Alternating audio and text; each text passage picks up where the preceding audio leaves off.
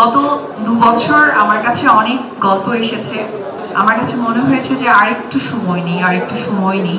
সেই সময়ের জায়গাটায় যখন ম্যাচ করে গেল, আমি যখন একজন প্রযোজক হিসেবে ডেডিকেশন লেভেলটা দেখি যে না, সে কাজটাকে প্রাধান্য দিচ্ছে, এবং এই গল্পটা এবং আমার কো-আর্টিস্ট এবং আমার প্রোডাকশন এবং আমার ডিরেক্টর সবকিছু যখন আমার কাছে ভীষণ পজিটিভ মনে হয়েছে, তখনই আসলে আমি এই সিনেমার সাথে যুক্ত হই।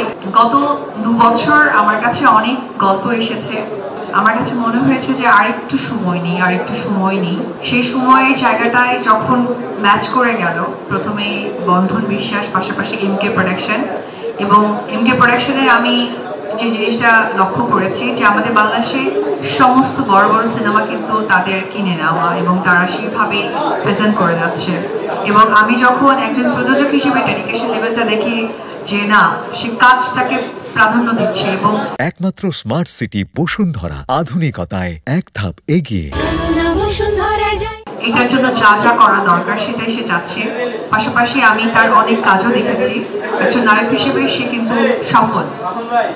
সেই সফলতা যখন বড় পর্দায় আসতে যাচ্ছে, তো সেই জায়গা থেকে আমার কাছে মনে হয়েছে যে না, এই গল্পটা এবং আমার কো-আর্টিস্ট এবং আমার প্রোডাকশন এবং আমার ডিরেক্টর সবকিছু যখন আমার কাছে ভীষণ পজিটিভ মনে হয়েছে, তখনই আসলে আমি এই সিনেমার সাথে যুক্ত হই।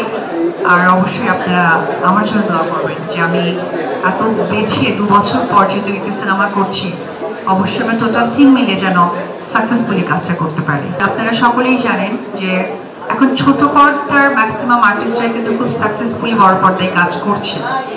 আর আমি উপবিশ্বাস, যেহেতু একজন আমার ব্যাকগ্রাউন্ড, আমি নৃত্যশিল্পী, একজন নৃত্যশিল্পী কিন্তু ছোট পর্দাতেই কাজ করে।